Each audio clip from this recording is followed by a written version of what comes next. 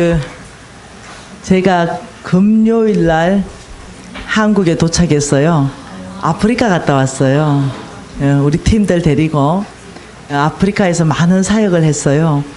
금요일 날 공항에 오후 12시, 1시 그 사이에 도착했어요.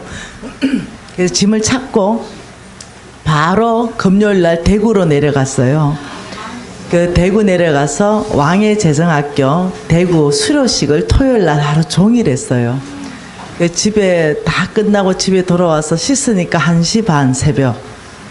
그리고 이제 주일 예배 갔다가 밥도 못 먹고 열심히 왔는데 지각. 군데군데 오늘 교통사고가 몇 건이 났더라고요. 네, 그리고 한 13일 정도, 한 2주간 가량 아프리카에 몇 군데 가서 이렇게 사역을 했어요.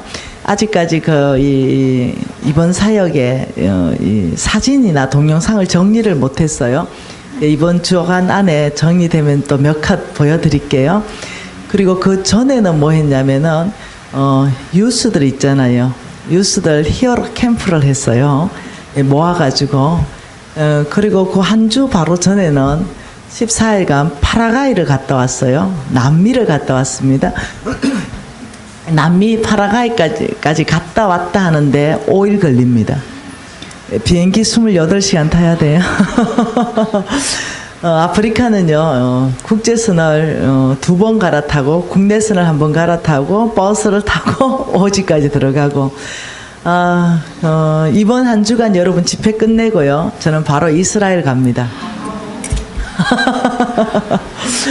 그러면서도 4개 사업처를 제가 경영하고 있습니다. 최선을 다해서 살고 있는 거죠. 누가 이렇게 말해요. 간사님은 언제 잡니까? 이렇게 말해서 제가 주께로 가는 날이 내가 자는 날이다. 이렇게 얘기했습니다. 그런데도 굉장히 마음이 기쁘죠. 왜 기쁘냐면은 하나님의 말씀을 전할 수 있는 이 특권이 있는 것이 너무나 기쁘고, 또 여러분 교회에서 저를 이렇게 또 초청해줘서 말씀 전할 수 있는 기회를 줘서 또 너무 감사합니다.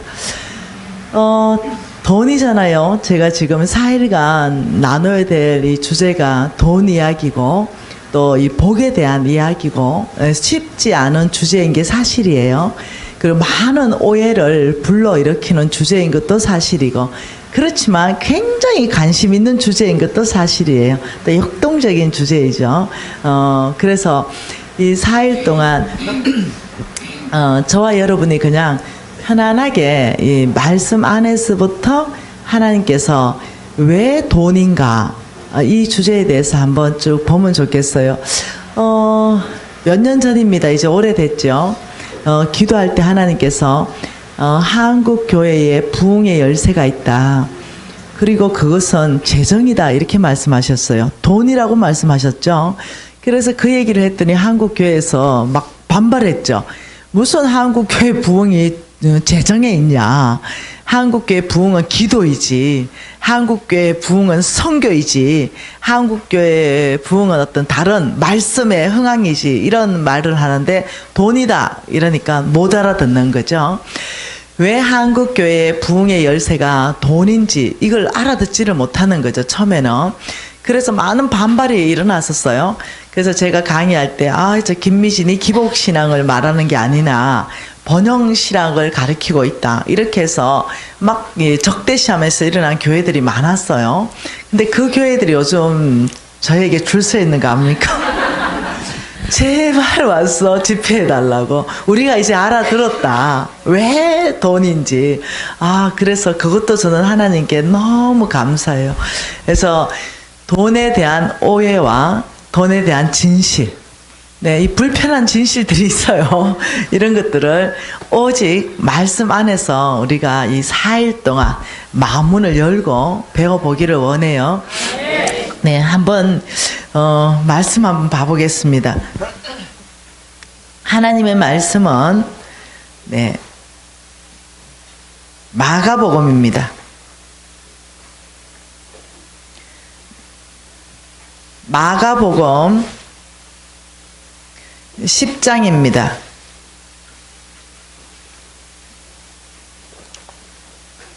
10장 17절입니다.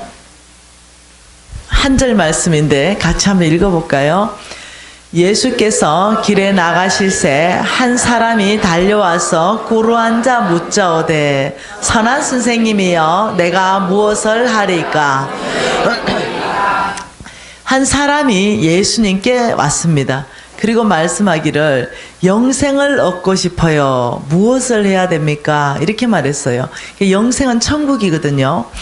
저와 여러분이 저 영생이 없다면 마음대로 살죠. 네, 내가 원하는 거 다 하죠. 근데 저 영생이 있단 말이에요. 마음대로 살면은 영원히 사는 다른 세계가 있단 말이에요. 근데 내가 마음대로 살면은 성경은 영원히 죽지 않는 지옥에 간다는 거예요. 그 마음대로 못 사는 거예요. 저 영생 때문에. 그렇지만 이 땅 안에서 정말 주의 뜻대로 잘 살면 영원히 사는 영생 안에서 천국에 있다는 거예요. 그러니 저 영생이 없다면 저는 지금 이렇게 안 살 것 같아요. 영생이 없고 이 삶 안에서 그냥 끝이다. 이 누리는 게 끝이다 이러면 저는 좋은 집에 좋은 차에 좋은 옷에 저는 이 땅에서도 기가 막힌 삶을 누리려고 할 것 같아요. 네, 그러나 저 영생 이 땅에서는 아무리 길어도 연수를 120년으로 하나님이 딱 잘라놨어요. 아무리 많이 길게 살아도 120년 선에서 플러스 마이너스예요. 그러면 이젠 다 죽게로 가야 되는 거예요. 근데 거기서는 안 죽는다는 거죠. 정말 거기서는 지옥에서 죽고 싶어도 안 죽는다는 거죠. 그러니 저 영생을 바라보면서 상 주시는 하나님을 바라보면서 나의 달리려 갈 길을 다 갔다고 사도 바울이 고백했고 모세도 고백하고 있고 아브라함도 고백하고 있다는 거예요. 이 사람도 마찬가지예요. 하나님, 제가 오늘 칠판 사용하지 않을 거예요. 수고하지 않으셔도 됩니다. 다 나오세요. 네, 그 구석에 계신 분들 들어오세요. 그래서 저는 이 영생에 대해서 많이 묵상하는 시간들을 가졌어요. 저 영생이 영원히 살고 영원히 또 어떤 지옥에 살 건가 천국에 살 건가 이러면서 저 오늘 청년도 예수님 그 영생을 얻고 싶어요 이렇게 말했다는 거예요. 그러니까 우리 예수님께서 어떻게 대답하셨냐면은 19절에 그 대답을 하셨어요. 살인하지 말고 간음하지 말고 도둑질하지 말고 거짓 정언도 하지 말고 쏘겨 빼앗지도 말아라 내 부모를 공경하라 이렇게 대답해 주셨어요. 자, 이것이 영생에 대한 답이라면 여기 아마 갈 사람 별로 없을걸요. 네, 저부터 아주 힘들어요. 저 몇 개가 걸려요. 네, 첫째 내 부모를 공경하라. 나 과연 내 부모를 공경했는가? 이거부터 마음에 콱 걸리는 거죠. 저 우리 엄마하고 잘 싸우거든요. 네, 싸우는 이유가 있어요. 나름 모든 게 이유가 있잖아요. 우리 엄마는 평생 구제 사역 하신 분이에요. 평생을 노숙자 사역 하신 분이에요. 그러니까 저 이제 여러분 알다시피 부자 됐잖아요. 우리 어머니 잘 섬겨드리기 위해서 돈 보내면요 몽땅 선교사한테 다 줘버리는 거예요. 그래서 우리 어머니 잘 섬겨보려고 메이크 옷을 바리바리 싸보내면요 몸빼 입고 나타나요. 그 옷 다 어쨌냐 이러면 개척교회 사모님 다 갖다 줬다 그래. 그러니 딸 입장에서는 한 번에 이제 우리 교회로 우리 어머니를 모시는데 몸빼를 입고 오신 거예요. 나는 교회 장로에다가 그리고 내가 얼만큼 잘 사는지 사람들이 다 알고 있는데 이 친정 엄마가 올라왔는데 몸빼 입고 올라왔으니 내가 뭔가 옷도 한 번 안 사주는 사람 같잖아요. 이러니까 싸움이 나는 거예요. 그 옷을 입고 오라고 사줬지 이런 몸빼 입고 오라고 사줬어요. 야야 나는 인생이 이제 죽게로 갈 나이 다 됐는데 그 좋은 옷 내가 뭐로 입냐. 우리 사모님 입으셔야지 이러시는 분이에요. 그런 것 때문에 싸워요. 예. 그리고 병원 가라고 돈 줘놓으면 다른 사람 병원에 다 보내요. 당신 안 가요. 엄마는 왜 안 가요? 야야 난 죽게로 가는 게 소망이다. 뭘 그래 병원에 다니노? 이러시는 거예요. 그러니 늘 싸움이 나는 거예요. 저하고. 나는 효도하고 싶고 우리 어머니는 그걸 자꾸 다른데 베풀고 이러니까 그것도 한두 번일 때는 어머니가 존경스러운데요. 이게 지속적으로 되면 원망스럽습니다. 그래서 엄마가 효도를 받아주셔야 제가 효도하지요. 안 받아들여지는 거죠. 너무 오랫동안 남한테 주는 게 익숙해서 자기한테 쓰는 것이 인색한 거예요. 구제사역하는 사람의 특징이 자기한테 너무 인색하다는 거죠. 그래서 우리가 저것이 답이 아니라는 거예요. 주님 어떻게 하면 영생을 얻습니까? 이럴 때 저렇게 말한 것은 이 청년이 저걸 다 지켰거든요. 청년을 칭찬한 얘기입니다. 그러면서 뭐라고 하냐면 20절에 뭐라 그럽니까? 그 청년이 말하는 거죠. 선생님, 이것은 내가 어려서부터 다 지켰습니다. 그러니까 저하고 여러분보다는 더 탁월한 청년이 지금 예수님 앞에 있어요. 어려서부터 저 계명을 다 지킨 청년, 거룩한 가운데 살기 위해서 엄청 노력했던 그 청년이라는 거예요. 그 청년이 어려서부터 당신이 말하는 거, 지금 이 계명을 저는 다 지켰습니다. 이러니까 예수님께서 아는 거죠. 내가 이미 안다. 칭찬하신 거예요. 그러면서 21절에 그 청년을 보고 사랑하는 마음이 생겼다 이렇게 말하는 거죠. 예수께서 그를 보시고 사랑하사 이 청년이 잘 살았던 것에 대해서 우리 예수님이 참 인정해 주는 거죠. 참 사랑하사 뭐라고 말씀하시냐면 진짜 영생에 대한 답을 주는데 너 있는 것을 팔아서 가난한 자들한테 주라 이렇게 말했어요. 자, 너 있는 것을 팔아서 가난한 자한테 주라. 그리하면 그것을 하면 하늘의 보화가 내게 있을 것이다. 그리고 나를 따라라. 내 제자가 되라. 이 말이죠. 근데 저 얘기를 딱 듣는 순간 이 청년 안에서 갈등이 일어나기 시작했어요. 내가 영생을 얻고 싶었지 내 돈을 남주고 싶진 않아. 내가 영생을 천국 가고 싶었지 왜 나는 천국을 질문하는데 내 소유를 팔아서 가난한 자한테 주라 하는 거야. 갑자기 이 청년 안에 어려움이 생기기 시작했어요. 왜 어려움이 생겼는지는 다음날 보도록 하겠습니다. 그러면서 일단 우리가 아는 결과는 이 청년이 예수를 떠나가 버렸어요. 돈을 움켜잡는 걸 결정했죠. 그러니까 우리 예수님께서 22절에 같이 읽어볼까요? 그 사람이 재물이 많은 고로 이 말씀으로 인하여 슬픈 기색을 띠고 근심하며 가니라. 갔다 이 말은 예수의 제자 따르기로 결정한 것이 아니라 돈 따라갔다 이 말입니다. 그러면서 이제 이 예수님께서 너무 마음이 아파서 23절에 말씀하신 게 뭡니까? 같이 읽을까요? 예수께서 둘러보시고 제자들에게 이르시되 재물이 있는 자는 하나님 나라에 들어가기가 심히 어렵다 하시니 이 굉장히 어려운 말씀하셨어요. 자, 그러면서 뭐라고 했었냐면 25절에 같이 읽을까요? 낙타가 바늘기로 나가는 것이 부자가 하늘나라 들어가는 것보다 쉽다. 더 어려운 말씀을 하셨어요. 그러면서 26절에 뭐라 그래요? 제자들이 매우 놀라 서로 말하되 그런즉 누가 구원을 얻을 수 있을까? 분명히 이 청년이 예수님한테 오셔서 하신 말씀은 이거죠. 예수님, 저 구원받고 싶어요. 영생을 얻고 싶은데요. 분명히 이 말을 한 거예요. 그런데 구원이나 영생에 대해서 답을 주셔야 되는데 그 답을 놀랍도록 너 있는 것을 팔아서 가난한 자한테 주고 나를 따라와야 된다. 이렇게 말한 거예요. 그러니까 이 청년이 그 일을 못하는 거죠. 행함을 할 수 없어서 예수의 말을 따르기로 결정하지 않고 자기의 소욕을 따르기로 결정하고 갔어요. 그러니까 예수님께서 아주 어려운 말씀을 하신 것이 부자가 하늘나라 가는 것은 너무나 어렵다. 낙타가 바늘기로 나가는 것이 부자가 하늘나라 가는 것보다 쉽다. 못 간다는 얘기를 하신 거예요.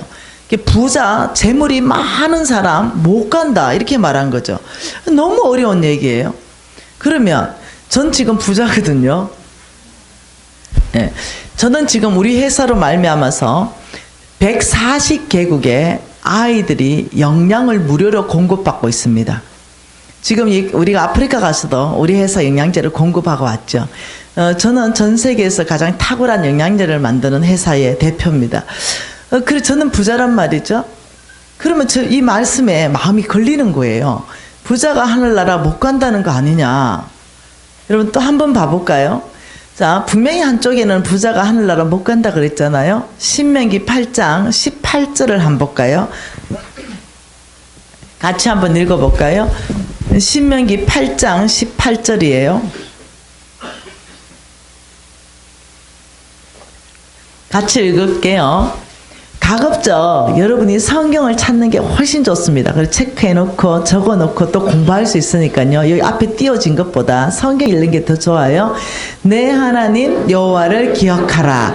그가 내게 재물 얻을 능력을 주셨습니다. 뭐야 이건 진짜. 한쪽으로는 부자가 하늘나라 가기가 낙타가 바늘기로 가는 것보다 어렵다더니 이건 또 뭐야.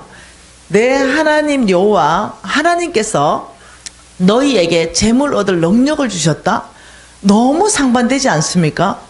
한쪽으로는 부자는 하늘나라 못 간다. 한쪽으로는 하나님이 재물 얻을 능력을 주겠다. 어떻게 하겠냐는 거죠. 그래서 여러분 성경은 한 구절로 해석을 하면 이단이 나올 수가 있어요.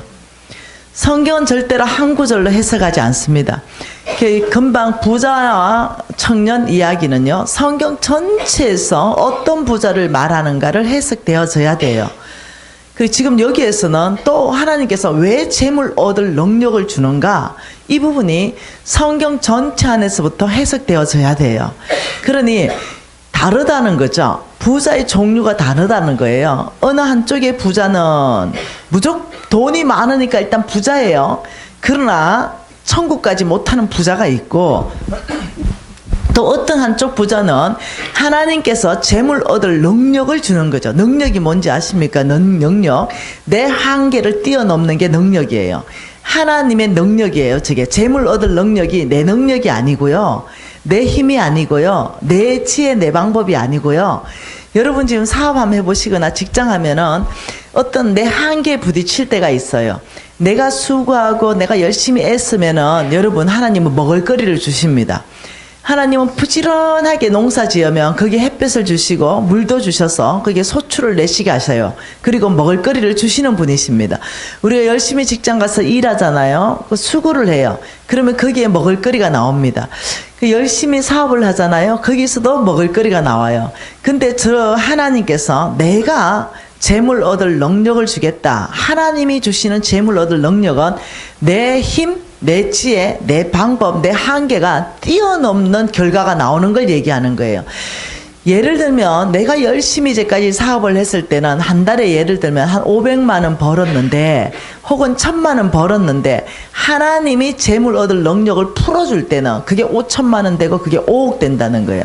내가 했던 능력을 뛰어넘는 걸 말하는 거예요. 그러면 한쪽으로는 부자예요.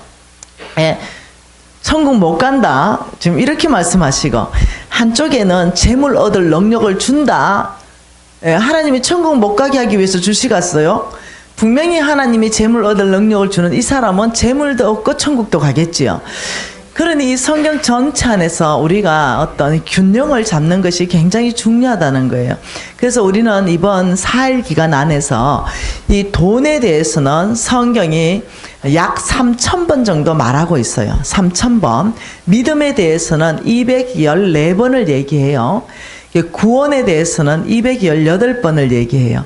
믿음과 구원보다도 10배 이상을 돈에 대해서 더 말씀을 많이 하고 계세요. 그 말씀은 돈에 대해서 가르쳐주고 싶은 게 너무 많다는 거죠. 하나님이 너무 우리에게 돈에 대해서 알려주고 싶고 돈에 대해서 우리가 알아야 되고, 예, 이런 거죠. 잘못하면 우리가 돈의 노예가 될 수도 있고 우리가 잘하면 돈이 나의 노예가 될 수도 있고, 지금 이런 삶이 우리 앞에 있다는 거죠.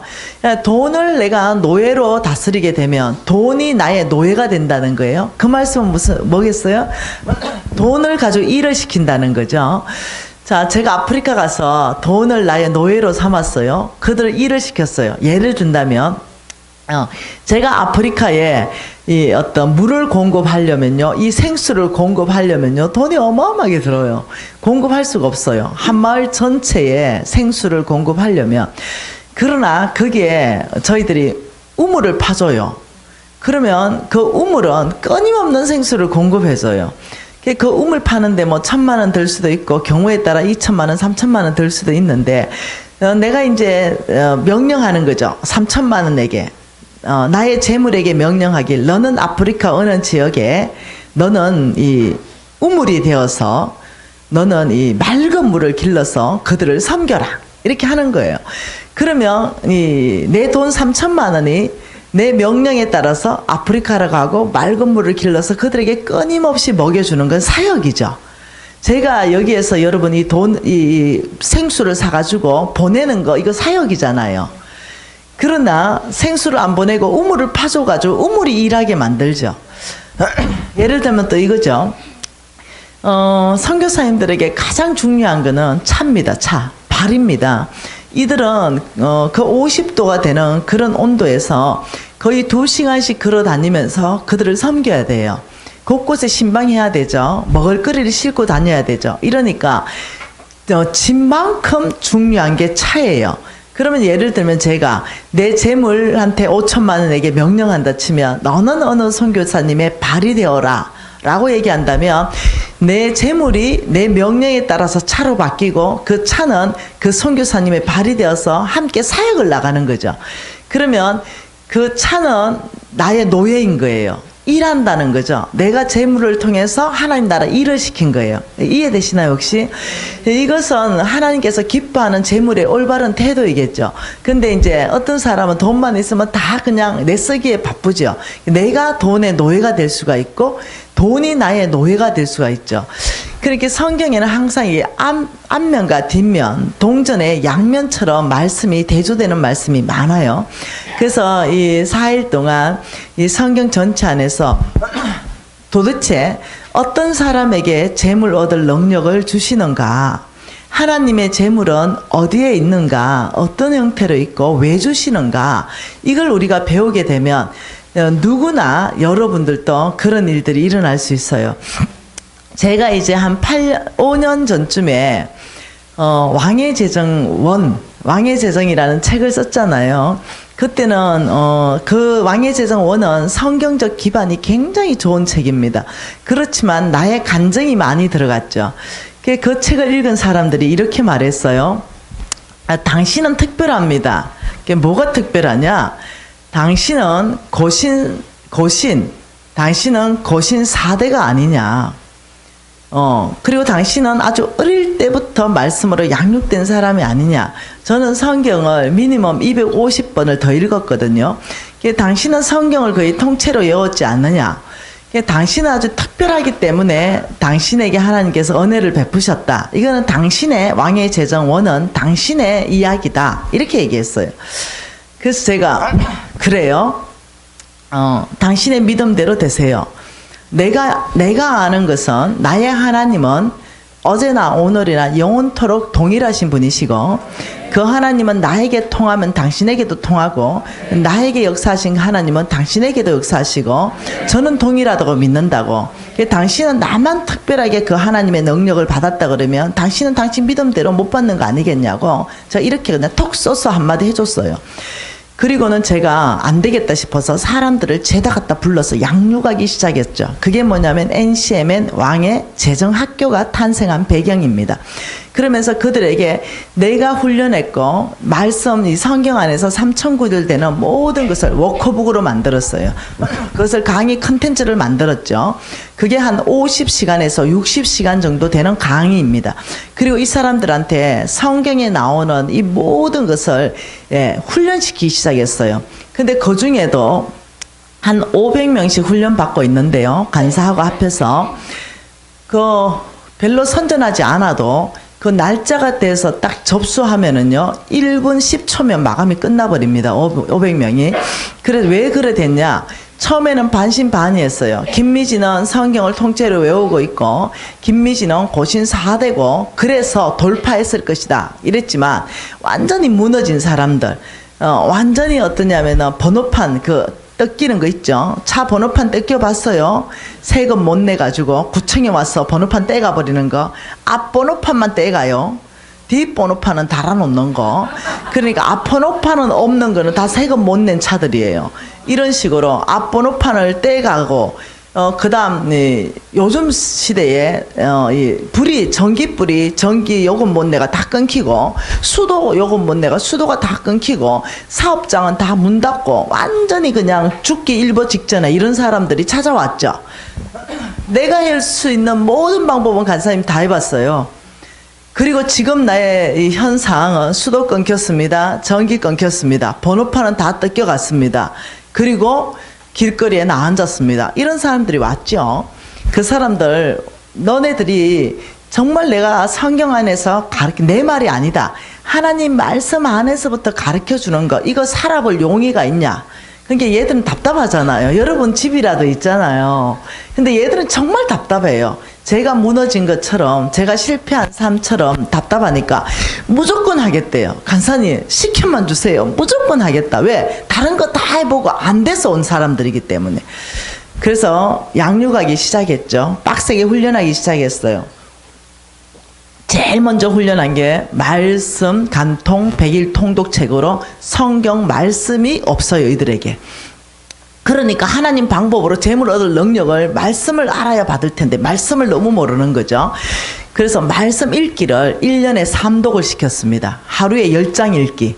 하루에 10장 읽기 하면 1년에 딱 3독 반을 하거든요. 이걸 제일 먼저 시작했습니다. 무조건 하루에 10장 읽어서 읽는 걸 녹음해야 돼요. 스마트폰에 어플 깔아줬습니다. 스마트폰에 어플 다 깔아주고 이제 창세기부터 그냥 시간 날 때마다 한 장 읽고 중지시켜 놨다가 또 시간 나면 2장 바로 또 연결해서 2장 읽고 이래서 10장 읽고 바로 카톡방에 올려야 돼요. 이런 식으로 그냥 읽었습니다. 그거 안 된다. 네 목소리를 녹음해서 올려라. 이렇게 해서 실질적으로 억지로라도 막 훈련을 시킨 거예요. 여러분 혹시 운동할 때 그거 해보셨어요? 윗몸 일으키기를 하는데 제가 이거는 증명이 된 거예요. 우리 아들한테 물어보셔도 되는 거예요. 우리 아들하고 유진아, 엄마가 윗몸 일으키기를 1000개를 하고 싶다 한꺼번에. 이러니까 우리 아들이 어머니 하실 수 있을 것 같아요. 어머니는.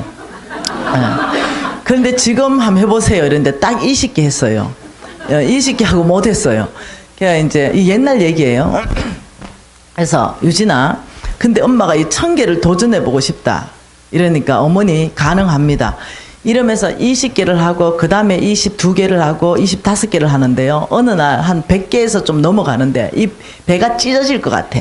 이거 한 개. 근데 우리 아들이 이렇게 엄마 배가 찢어질 것 같은 그때 한 개 올라오고 2개 올라오는 것이 다음에 10개, 20개로 올라올 수 있는 근육이 찢어지면서 근육이 강화된다는 거예요. 이때 못 올라오면 못 올라온다는 거죠. 그럼 마지막 그때 100개에서 100개까지는 쉬워요. 근데 102개가 안 되는 거예요. 이 2개가. 이 근육이 찢어지는 거예요. 그때 찢어진대요.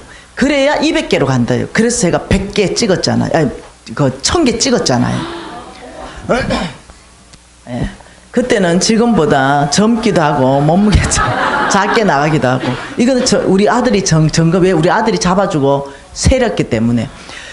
그렇듯이 훈련이라는 것은 혼자 하면 안 돼도 누군가는 받잡아주고, 예를 들면 혼자는 넘어지만 삼겹줄은 쉽게 넘어지지 않는다, 전도서 말씀에 있듯이. 그래서 어떠냐, 혼자 하면 못하는 거 읽었습니다. 눈으로 읽는 거 우리 인정 안 한다. 눈으로 읽는 거, 눈으로 읽으면 그냥 쑥 한번 훑고 읽었습니다 이래야 되기 때문에, 그게 아니라 눈으로 보고 입으로 말하면 귀가 들려요. 그래서 어떠냐면은 한 번을 읽더라도 이렇게 입으로 소리내서 읽게 되면은 여러분 눈으로 훑는 거 10번 읽는 것보다 낫습니다. 그래서 어떠냐면 소그룹을 짰습니다. 5-6명씩 짜고 독한 간사 하나 갖다 붙이고 얘들이 다 읽어가지고 카톡방에 읽은 목소리가 올라오기 전까지 니는 잠을 자지 말라. 그래서 12시 되면 전화 온답니다. 학생들이 소그룹 간사 때문에 내가 살 수가 없다고. 소그룹 간사가 이렇게 한답니다. 자매님, 제가 기다리고 있습니다. 이런다는 거예요. 그러니까 얘는 이제 피곤해서 오늘 좀 빼주고 싶은데, 자매님 올라올 때까지 제가 기다릴게요. 이러니까 속으로 간사가 기다리니 어쩔 수 없이 그때부터 또 읽는다는 거예요. 이러면서 처음에 워낙 성경을 읽는 훈련이 안 되니까 못 해내는 거죠. 그런데 한 일주일 딱 넘어가면 놀랍죠. 아이들이 10시 안에 성경 10장 읽은 거 다 올리기 시작합니다. 처음에는 새벽 2시까지 막 넘어가다가 요령을 가르쳐 주는 거죠. 아침에 일어나서 한 10분 정도 녹음하고, 그 다음 아침과 점심 사이에 한 5분, 10분 녹음하고, 점심 먹고 한 5분, 10분 녹음하고, 저녁 사이에 한 5분, 10분 녹음하고, 저녁 먹고 한 5분, 10분만 녹음하면 10장 다 끝납니다. 중간중간에 많이 하지 말고 5분, 10분만 녹음해도 하루에 10장을 읽게 돼요. 그러면서 이 말씀부터 장악해서 나갔습니다. 말씀이 이제 이 아이들한테 녹아들기 시작했죠. 이러면서 이 아이들이 살아내기 시작하고 감정이 터져나오기 시작했는데, 어떤 형제 하나가 왔습니다. 간사님, 2018년 1월입니다. 2017년에 이제 왕의 제정 학교를 딱 끝나고 2018년 1월에 이 형제가 찾아왔습니다. 간사님, 저는 현재 15년간 빚진 빚이 20억입니다. 제가 이 20억 빚지고 도저히 갚으려고 해도 갚아지지 않았습니다. 근데 제 안에는 이런 마음도 있었습니다. 빚지는 것도 능력이야, 이런 마음이 있었습니다. 그러나 시간이 지나면서 그 빚에 눌리게 되었고, 그 빚 때문에 스트레스 받게 되었고, 빚 독촉을 받게 되고, 이러면서 이 빚을 갚아야 된다는 걸 알았는데 너무 힘들어서 도피하고 싶었습니다. 빚으로부터 도피하고 싶었고 이렇게 싶었다는 거예요. 이러면서 뭐라고 말하냐면, 이 빚 때문에 이제는 저는 즐겁지 않고 교회에 예배 드리는 것이, 이제 그 교회에 나가는 것도 이제 어렵다는 거죠. 왜? 처음에는 빚지면서도 헌금을 많이 하고 이러니까 교회에다가 인정받았는데, 이제 빚이 자꾸 누적되다 보니까 더 헌금할 수 있는 돈도 없는 거죠. 그 교회 헌금하려면 더 빚을 내야 해야 되는 거죠. 이제까지 이제 그러니까 교회 나가는 것도 즐거움이 사라지기 시작하고, 이런 상태에서 찾아왔어요. 그런데 제가 왕의 제정 이 스쿨에서 3개월 동안 훈련하고 자신감이 붙었습니다. 빚 갚는 법을 다 가르쳐 줬거든요. 성경 안에서 어떻게 할 때 빚이 LTE급으로 갚아지는가를 가르쳐 줬어요. 그러니까 이 형제가 그걸 다 공부하고 난 다음에 이렇게 말했습니다. 간사님, 제가 이 1년 안에 간사님이 가르쳐 준 대로 무조건 100% 하겠습니다. 그리고 2018년 12월에 20억 빚을 다 갚고 찾아오겠습니다. 이렇게 해서 내가 축복기도 해줬어요. 한번 해봐라. 너를 통해서 하나님이 영화롭게 되면 좋겠다. 이렇게 했죠. 그리고 2018년 12월에 이 형제가 찾아왔습니다. 그리고는 이 형제가 20억 다 갚은 거, 그 모든 증거 자료를 다 가지고 찾아온 거예요. 그러면서 제가 너무너무 놀란 거죠. 해내더라는 거죠. 이 아이들이 해내요. 그러면서 제가 왕의 제정 1에는 제가 50억 빚지고 2번의 자살 시도를 하려고 했잖아요. 그리고 50억 빚을 4년 반 만에 제가 다 갚으니까 저 뻥치지 말아라, 저 김미진. 무슨 50억 되는 빚을 4년 반 만에 다 갚았는가 이러면서 막 난리 났잖아요. 그런데 이제 우리 제자들이 나한테 이렇게 말합니다. 스승님, 50억 4년 반 너무 길게 걸렸습니다. 뭐 그렇게 길게 갚으셨습니까? 그래서 내가 우리 제자들한테, 야, 내가 있었기 때문에 너희들이 반밖에 안 걸리는 거야. 이렇게 얘기하고 있는 거죠. 이게 현실화되기 시작했습니다. 하나님은 말씀 안에, 원칙 안에 들어오는 자 누구나 구원하잖아요. 이런 거예요. 하나님은 모든 사람을 구원받기를 원해요. 그러나 모든 사람이 구원받는 건 아니에요. 하나님은 모든 사람을 쓰시기를 원하죠. 그러나 하나님은 모든 사람을 쓰시는 건 아니에요. 왜냐하면 구원받으려면 예수를 믿어야 구원을 하시지요. 하나님이 쓰시려면 너희들이 쓰임받을 그릇이 돼야 쓰시지요. 바로 이 차이거든요. 그러니까 이 왕의 제정학교에서 500명을 가르친다고 다 그런 제자들만 있을까요? 아니에요. 불량품도 있다니까요. 아무리 가르쳐줘도 안 해. 예, 그래서 어떠냐, 성경 읽으래도 안 읽어. 이런 사람 왜 없겠어요? 그러면서 이런 사람이 꼭 나가면 내가 왕의 제정에 갔다 왔는데 말이야, 안 되더라 이러는 거죠. 뭐 꼭 그런 사람들이. 그래서 왕의 제정 2를 쓰기로 결정을 했어요, 제가. 그래서 6월 4일 날, 올 6월 4일 딱 5년 만에 왕의 제정 2를 제가 집필을 끝냈죠. 그리고 규장 출판사를 통해서 나왔잖아요. 지금 여기 읽어본 사람도 있죠.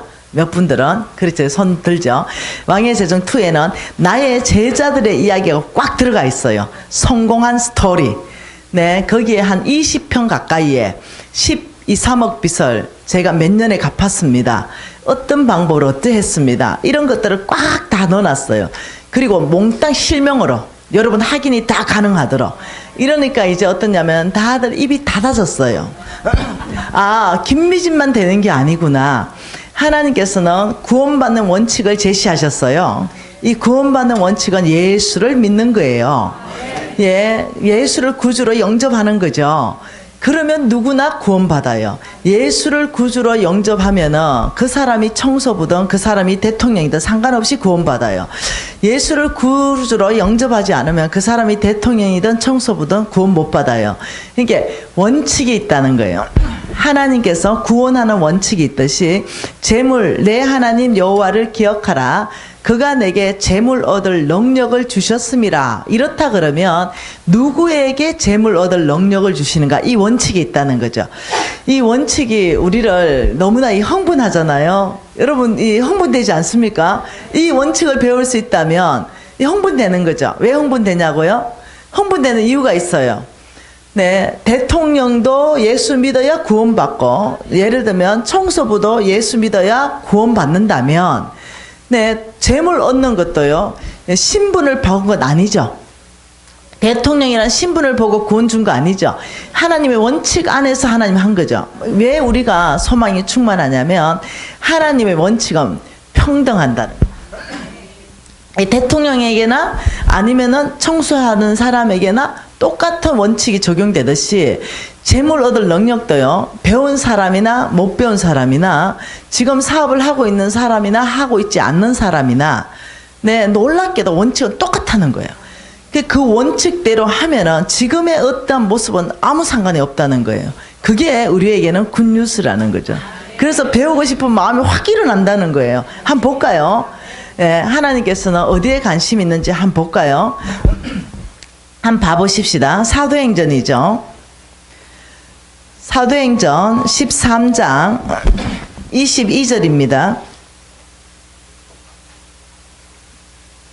한번 봐보십시다. 같이 한번 읽어볼까요?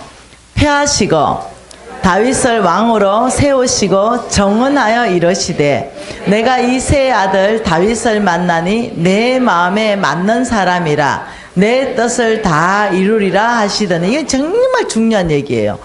지금 패하셨다. 누구를 패하셨어요? 사울을 잘랐다 이 말이에요. 사울을 자르고 다윗을 왕으로 세웠다. 하나님 마음이에요. 예, 왕을 자르는 거 하나님 마음이라는 거예요. 지금 왕을 세우는 거 이것도 하나님 마음이라는 거거든요. 그러면서 뭐라고 하냐면 내가 다윗을 만났다 이렇게 말했어요. 그러니까 하나님이 다윗을 만나니, 내가 왜 다윗을 왕으로 세웠냐면 다윗을 만나보니 하나님 마음에 딱 맞았다. 그래서 내 뜻을 다윗을 통해서 다 이룰 것이다 이렇게 말했어요. 굉장히 중요한 말이죠. 하나님은 사람을 쓰실 때 만난다는 거예요. 첫째, 만난다. 하나님은 그냥 막 사람을 쓰는 것이 아니라 그 사람을 만나본다. 그리고 그 사람을 평가해 본다. 그리고 하나님 마음에 맞으면 하나님의 뜻을 그 사람을 통해서 이룬다. 이 말은 그 사람의 능력은 필요 없다. 그 사람이 나한테 맞으면은 내 뜻을 이루기 위해서 내가 필요하면 능력을 줄 것이고 은사를 줄 것이고 재물도 줄 것이고 건강도 줄 것이고 내 뜻을 그 사람을 통해서 이루어갈 것이다. 이렇게 말하는 거거든요. 그러니까 하나님 마음에 맞는 사람은 따로 있다는 거죠. 자, 하나님이 재물 얻을 능력을 주신다 그랬어요. 그럼 하나님이 재물 얻을 능력을 주시는 사람, 하나님 마음에 맞는 사람은 따로 있다는 거죠. 아무나 주는 게 아니라 재물 얻을 능력을 주는 이 사람은 어느 영역이 나한테 맞아야 돼요. 재물에 대한 가치관, 목적의식, 재물에 대한 생각, 이게 하나님하고 일치해야 돼요. 이해되시죠? 그런데 여기서 그 다윗을 어디에서 만났고 다윗의 어느 부분을 만났지 이렇게 했을 때는 성경 안에서 힌트가 다 있습니다. 시편 말씀을 보면 안 찾을 거예요. 다윗이 이렇게 덜판에서 하나님을 찬양할 때 하나님께서 다윗하고 교제를 합니다. 이렇게 보죠. 그러면서 시편은 이렇게 말합니다. 양의 우리에서부터 내가 치해냈다. 이 아이를. 그러니까 양칠 때 하나님이 다윗을 만나고 왕으로 발탁했다. 이걸 시편에서 고백하고 있죠. 그러니까 한번 봐보십시다. 왜 사울이 잘리고 다윗을 왕으로 세워졌고 이 다윗의 마음이 하나님께 맞았는가? 하나님은 무엇을 보는가? 이것은 성경은 퍼즐 맞추기이고 성경은 보물찾기예요. 성경은 신구약 여기저기에 다 흩어놨어요. 이걸 여러분이 찾아가 맞추면은 저 뜻을 정확하게 풀 수가 있어요. 자, 다윗을 하나님께서 만났는데 어디를 만났는지 왜 세우셨는지 사무엘상으로 알 수가 있죠. 사무엘상 16장을 보면은 잘 알 수가 있습니다. 이 사무엘상 16장 1절에 보면은 여호와께서 사무엘에게 말씀하셨어요. 그리고 이렇게 말합니다. 뭐라고요? 나는 사울을 버려서 이스라엘의 왕이 되지 못하게 했으니 너는 이제 슬퍼하지 말고 뿔에 기름을 채워서 가라. 내가 너를 베들레헴 사람 이새에게 보낸다. 이렇게 말했죠. 그 2절에 보니까 그 아들들 중에 사무엘이 이렇게 말합니다. 그러면 내가 어째야 됩니까? 이걸 물으니까 제사하러 왔다라고 얘기해라. 이렇게 하면서 지금 1절에 이렇게 말합니다. 그의 아들들 중에 내가 한 왕을 보았다. 1절 하반절에 있지요. 그의 아들 누구요? 이새의 아들들 중에 내가 한 왕을 보았다. 이때까지 다윗이라고 말해주지 않았죠. 그냥 이새의 아들들 중에 아들들이 몇 명이 있는데 그 중에 내가 왕으로 세울 한 왕을 보았으니 너는 뿔에 채워서 가라. 이렇게 말했어요. 그러면서 이렇게 말했습니다. 하나님께서 3절 한번 읽어볼까요? 이새를 제사에 청하라. 내가 내게 행할 일을 가르치리니 내가 내게 알게 하는 자에게 나를 위하여 기름을 부어라. 한 왕을 지금 이때까지도 다윗 얘기를 안 하는 거죠. 그 아들들을 쭉 보면은 내가 어느 사람을 왕으로 세울지 알게 할게. 그러면 내가 알게 하는 자, 그 자에게 네가 기름을 부어라. 이렇게 말했어요. 자, 여러분 여기에서 우리는 공부하고 싶은 게 있죠. 하나님은 시편에 이렇게 말했어요. 하나님의 말씀은 내 발의 등이요 내 길을 비추는 빛이니이다. 이렇게 말했어요. 그럼 하나님의 말씀은 내 발의 등이요. 여러분 등 알지요?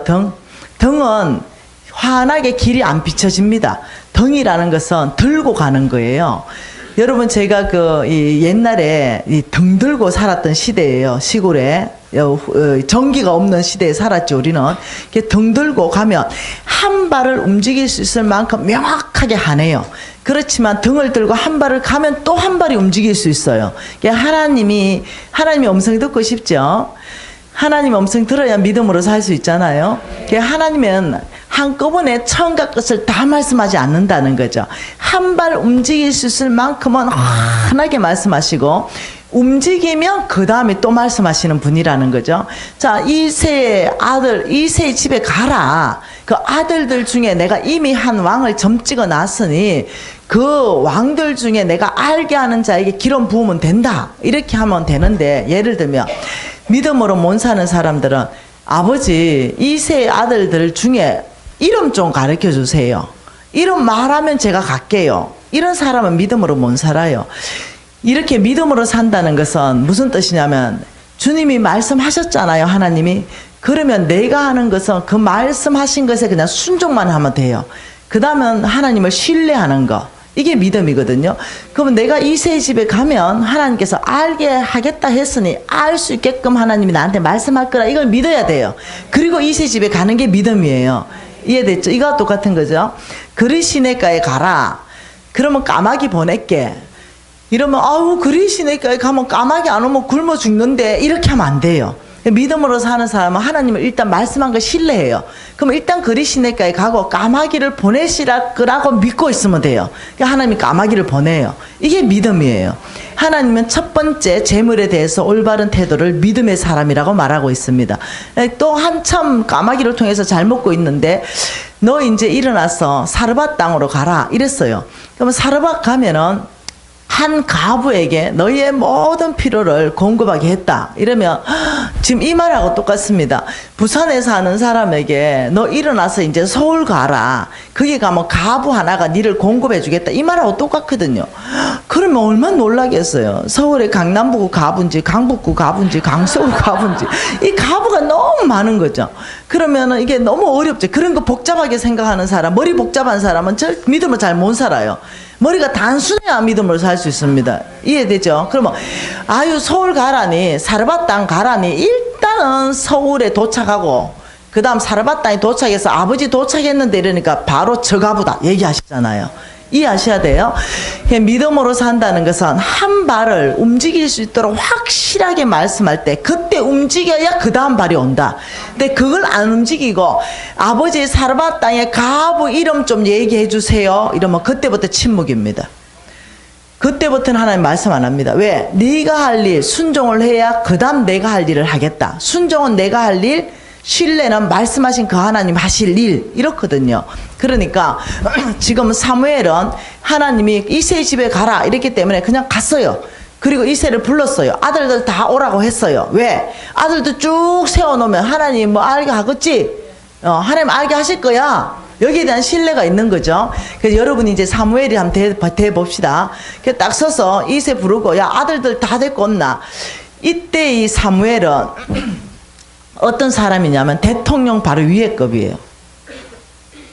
이해되시죠? 왕 위에급이에요. 그러니까 우리가 예를 들어서 우리 아이들을 다 해외 유학을 시켰는데 대통령이 우리 뭐 아이 하나를 뽑아서 쓰려고 우리 애들 다 데리고 오래요. 그러면 여러분 다 데리고 오지 안 데리고 오겠어요? 유학 간 놈들도 그날은 다 데리고 오잖아요. 어느 놈 중에 한 명은 뽑혀야 되니까. 그렇듯이 다 데려왔어요. 다 데려와서 쭉 서 있었죠. 그게 이제 6절입니다. 같이 읽으십시다. 그들이 오매 사무엘이 엘리압을 보고 마음에 이르기를 여호와의 기름 부으실 자가 과연 주님 앞에 있도다 하였으니 엘리압은 첫째 아들이거든요. 장자예요. 여러분 아시죠? 장자는 더블 블레싱이 있는 거. 2배의 재산의 축복권이 있는 게 장자권이에요. 그리고 왕권이 있는 게 장자권입니다. 7위권. 이것이 장자권이거든요. 그러니까 사무엘이 이제 역시 엘리압을 보니까 탁월한 거예요, 애가. 네. 이 엘리압을 딱 보니까 애가 막 이게 꼭 누구 같으냐면은, 야곱의 큰아들, 루벤 같은 거죠. 창세기 9장에 루벤에 대해서 나오잖아요.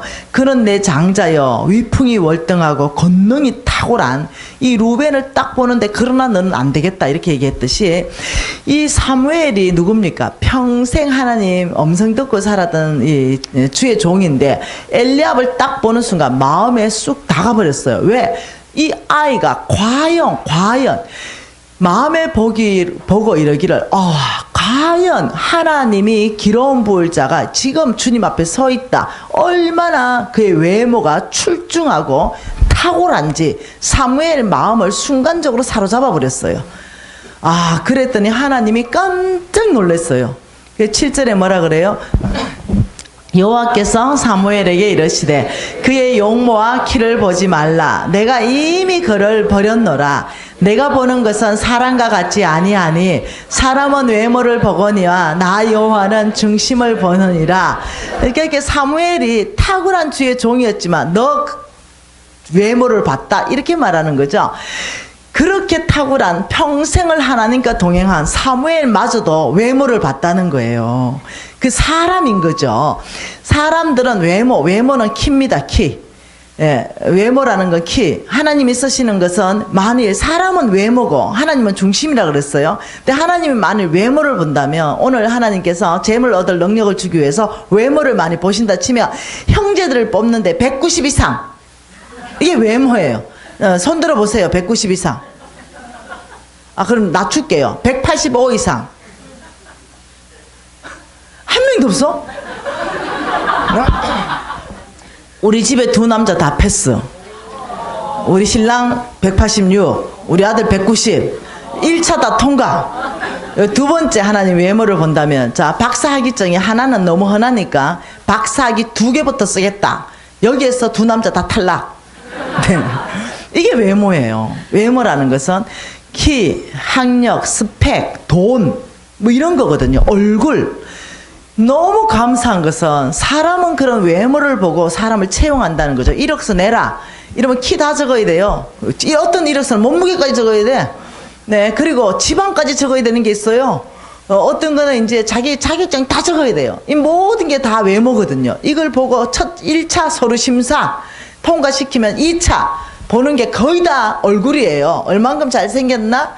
그 다음 말을 얼만큼 잘하나? 이런 거. 이게 다 외모거든요.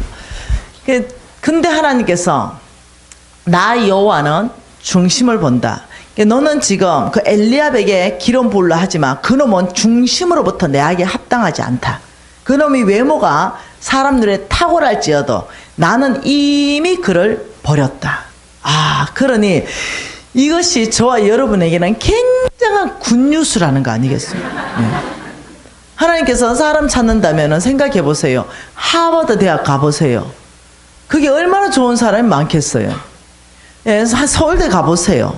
예를 들면 전 세계에 그 좋은 대학에 얼마나 많은 사람들, 똑똑한 인재들이 있겠어요. 근데 그 사람들이 다 쓰임 받던가요?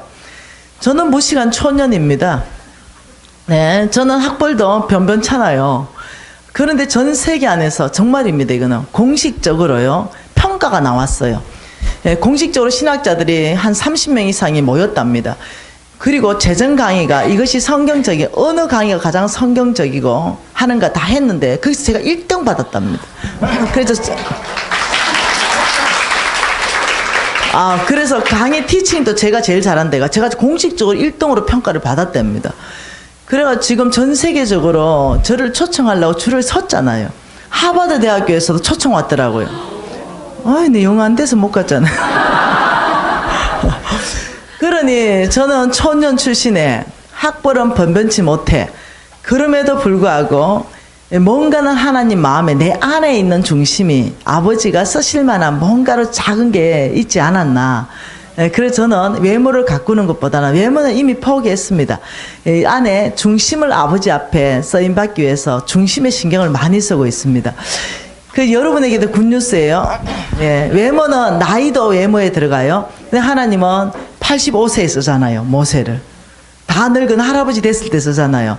말 잘할 때 모세는 언변이 농통했거든요. 이때 안 쓰잖아요. 말 못하고 입이 뻣뻣해질 때 쓰잖아요. 이게 너무 내 지식이 충만하고 내 능력이 충만하고 내 방법이 충만할 땐 쓸 수가 없어요. 하나님을 담을 수가 없으니까. 마음이 가난한 자가 복이 있으니 천국이 우리 꽤 되는 거예요. 그러니까 하나님께서는 하나님을 담을 수 있는 그릇이 돼야 되는 거예요. 마음 안에서부터. 오늘 밥을 먹는데 우리 교회 장로님하고 이제 저도 장로로 심호하고 있고 우리 또 남자 장로님이 한 분 계셨는데 같이 세 가족하고 밥 먹는데 우리 그 남자 장로님이 개포동에 살아요. 이 개포동에 사는데 집만 개포동에 강남 개포동에 집만 80평에 살아요. 그래서 내가 오늘 좀 줄이라 그랬어요. 장로님 좀 줄이서 내가 장로님보다 돈이 많은데 나도 48평에 사는데 그것도 나는 인천에 좀 줄이세요. 이제 이런 얘기 하는데 간사님 줄이려고 하고 있습니다. 이런 얘기 하면서 자기 이제 아는 얘기를 하는, 자기 아는 사람 얘기를 하는데 자기 아는 사람이 서울에 어떤 강남의 가장 부자 어느 교회에 다니는 사람인데 거기서 일어나는 스몰 그룹 방 안에서 일어나는 얘기를 하는 거죠. 그들은 골프백만 해도 막 몇천만 원짜리 들고 이러는 거죠. 그러면서 그들이 이제 기도 좀 하세요 이렇게 얘기한 거예요. 그러니까 나 기도할 일이 없어. 내용도 없고 기도 필요가 없잖아. 모든 게 다 있으니까. 모든 게 다 있고 이러니까 난 기도할 이유도 없고 필요도 못 느껴. 그리고 내가 또 가만히 있으면 목사님들이 신방 와서 다 기도 대신 해줘. 이렇게 얘기해. 그럼 마음이 부유한 자죠. 너무 불쌍하더라고요. 돈은 좀 가졌을지 모르는데 너무 그 영이 가난한 거예요.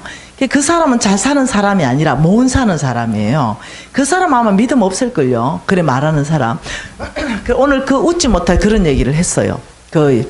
이 새가족들 막 밥을 먹는데. 그래서 저는 새가족 담당이기 때문에 인사만 했죠. 밥도 못 먹고 앉아서 막 인사하는데 간사님 오늘 강의하는데 도움이 될 거니까 이 말하고 딱 한마디 해주는 거예요. 아, 참 웃지 못할 일 아니겠어요? 그렇듯이 하나님께서는 우리 중심을 본다. 이러니까 서울대 안 나와도 괜찮고 대학 안 나와도 괜찮고 하나님께서는 하나님이 원하는 중심이 따로 있습니다. 하나님 그 원하는 중심이 따로 있는데 이 중심이 없다면 아무리 좋은 대학 나와도 하나님 안 쓰세요. 그러나 아무리 못 배웠다 하더라도 하나님 마음에 맞는 그 중심이 하나님이 허락되면은 하나님께서는 그 사람을 쓰는 거죠. 그래서 다윗을 만나니 내 마음에 맞았다 했을 때 다윗의 어디를 만났어요? 그렇죠. 중심을 만난 거예요. 성경은 보물찾기예요. 여기저기서 성경을 읽으면은 이 말씀이 여기서 해석되고 이 말씀은 여기서 해석되고 이 말씀이 이 뜻이었구나. 이게 다 맞아 들어가는 거예요. 성경은 너무 재밌다. 성경은 너무 쉽다. 단지 성경 열어주는 눈만 있으면 된다. 말씀을 이해할 수 있는 눈만 열어주면 된다. 아마 4일 동안 여러분이 말씀 보는 눈이 많이 열릴 거라고 생각이 돼요. 그러니 저것이 우리에게는 너무나 감사한 거죠. 내 하나님 여호와를 기억하라. 그가 내게 재물 얻을 능력을 주셨습니다. 재물 얻을 능력을 주시는 그 하나님은 어디를 볼 것 같아요? 중심이라는 이 중심을 보고 하나님 마음에 맞으면 재물 얻을 능력을 주시고 그 중심에 있어서 내가 뭔가를 맞았나 봐요.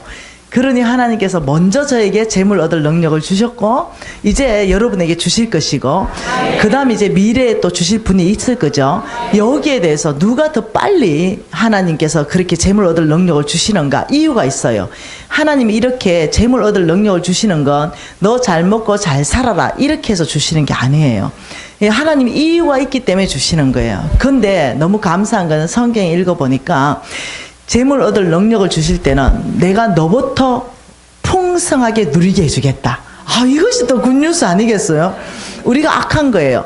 우리부터 풍성하게 누리지 못하면 하나님의 나라를 위해서 그 재물을 쓸 수 없어요. 하나님은 먼저 재물 얻을 능력을 줘서 너희들부터 내가 풍성하게 누리게 해주겠다. 이렇게 말하는 거죠. 제가 이제 내일이나 또 되고 이러면은 또 시간 또 간증을 섞어서 또 해드리도록 할게요. 오늘 제가 간증을 통해서 여러분이 재물 얻을 능력을 누구한테 주는지 여러분이 간접적으로 제가 전달할 테니까 총명한 사람은 이해하시면 좋겠어요. 제가 초등학교 때였습니다. 이 초등학교 때 제가 절대로 이해되지 않은 성경 구절이 요한복음이었습니다. 다 한번 찾아볼까요? 요한복음 14장 12절 말씀이 이해되지 않았습니다. 요한복음 14장 12절 말씀이에요. 같이 읽을까요? 내가 진실로 진실로 너희에게 이르노니 나를 믿는 자는 내가 한 일을 그도 할 것이요 또한 그보다 큰 일을 하리니 이는 내가 아버지께로 감이라. 제가 초등학교 때 벌써 한번 성경을 많이 읽었죠. 그런데 그는 우리 어머니 등살에 벗겨가지고 읽었는데 이 말씀을 읽다가 이해가 안 됐어요. 예수님께서 중요한 말씀을 할 때는 진실로 진실로를 2번을 반복해서 말씀하시는데 중요하다 이 말이에요. 그러면서 예수를 믿는 자는 이렇게 말하는 거죠. 나를 믿는 자는. 나는 예수를 믿는 미신이란 말이죠. 여러분 이름 집어넣으면 되죠. 예수를 믿는 미신은 내가 한 일을 예수가 한 일을 그도 할 것이요 미신도 할 것이요 그보다 더 큰 일을 미신이 하리라. 지금 이 얘기죠.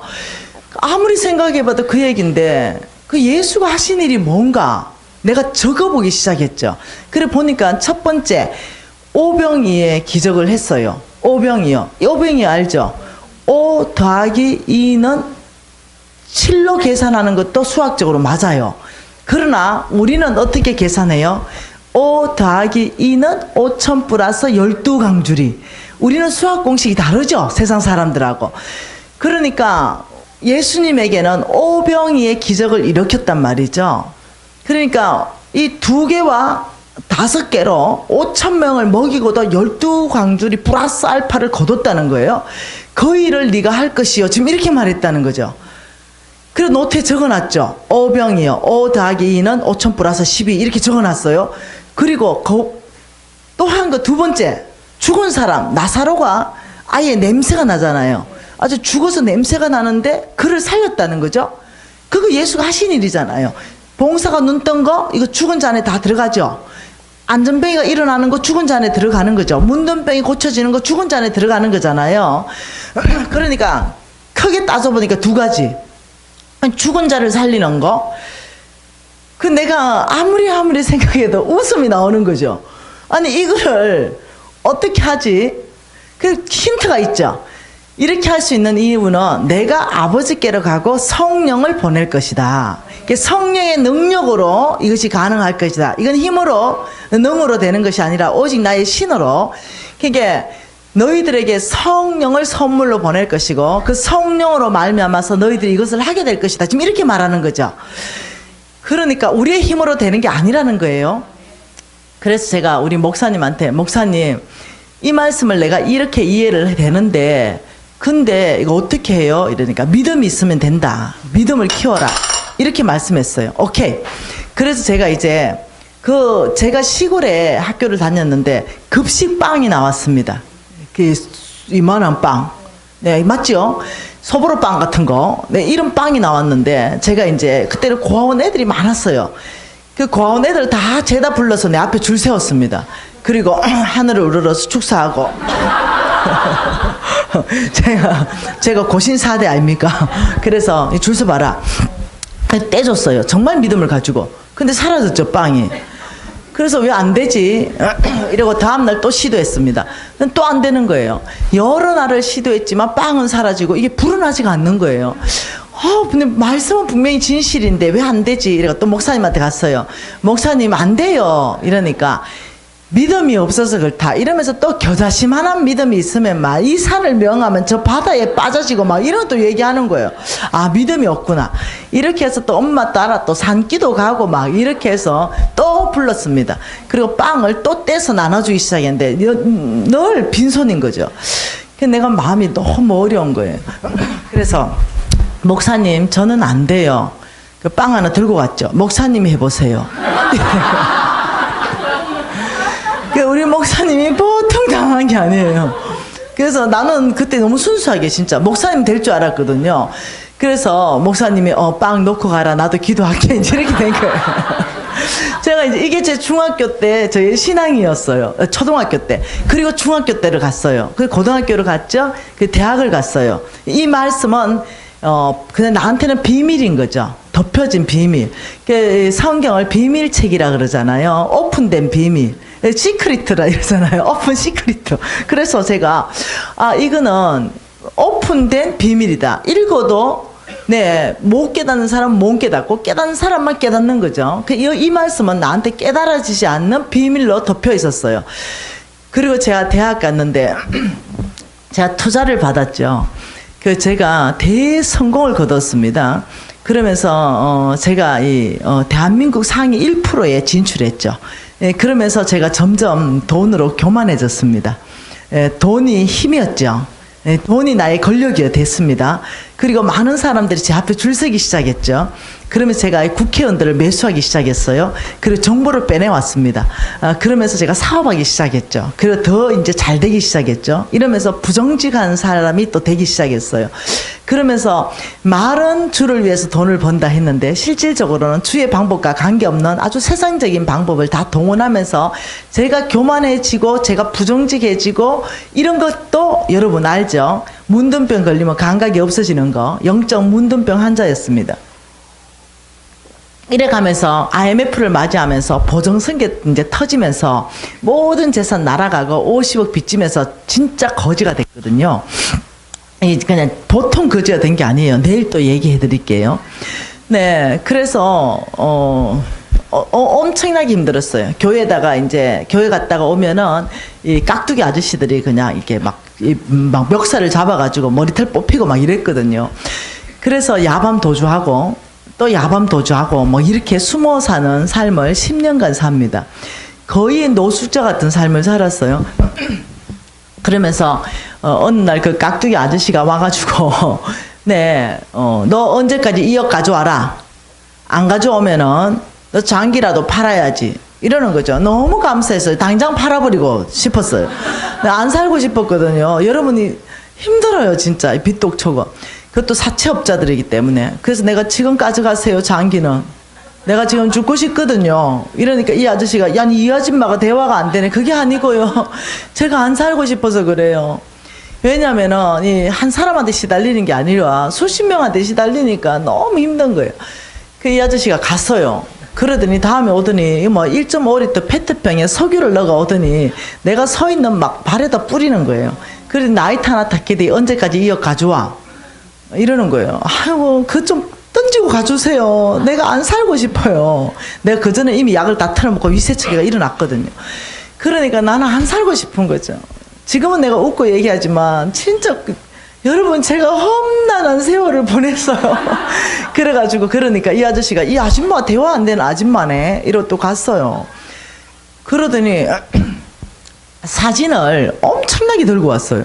그런데 앞에 딱 던지는데 우리 유진이 사진이에요. 걔가 이제 한 2~3살 됐는데 이 어린이집에 보내고 내가 이제 직장 생활을 해야 되니까 이랬는데 얘 언제까지 돈 안 가져오면 사라진다 이러는 거예요.